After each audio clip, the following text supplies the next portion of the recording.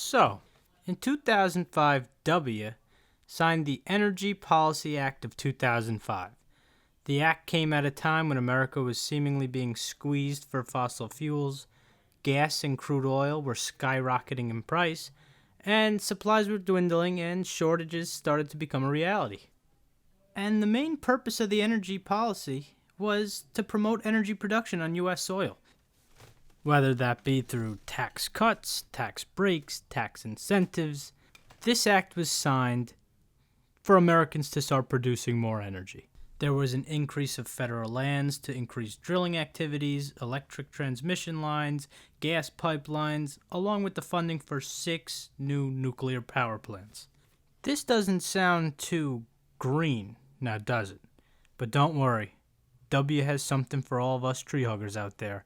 Now gasoline sold in the US has to contain greater amounts of renewable fuel. Woohoo! And now all this is riveting, but where's the fraud? As my 17-year-old sister would say, I'm about to spill the tea.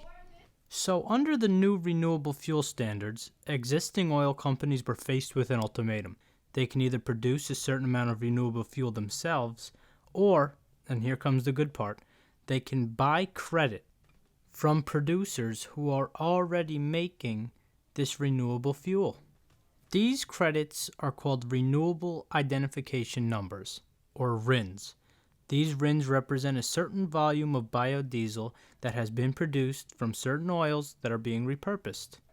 Or you can just pretend like you're producing these fuels, these biofuels, and just sell the RINs without having produced anything. That brings us to Rodney Haley. As seen on American Greed, in 2009 he registered clean green fuel with the EPA.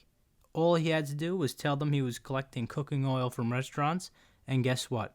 Haley is registered as a RIN seller. Now what? Did he have to go through a lengthy inspection process? Did he get audited? Did they taste the oil? Did they fry french fries in it? What did they do? Well, the EPA didn't inspect his facility. The EPA later told CNBC that it was up to those who purchased RINs to verify their authenticity, and that it was an honor system. Oh, great. Absolutely no one was watching. So what did Haley do? He forged as many RINs as he could. Now, it all caught up with our friend Haley. In 2013, the EPA finally got him and gave Rodney 12 years. But it makes you think, how was it so easy for him to just fill out some paperwork, and without having to prove anything, poof, now he's able to sell these RINs. All that hard work producing all that biofuel, nothing. He didn't have to do anything. Why did it take 4 years? Why did it take 4 years to find them? He wasn't making anything. And how many others were doing the same thing as him?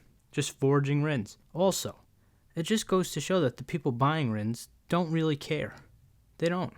Sadly, this all stems from poor planning and government oversight. And honestly, the idea of RINs, it's not a bad idea. Having these fossil fuel producers pay for these credits.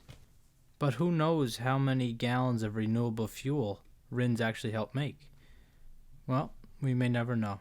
This has been Money Talks. Later.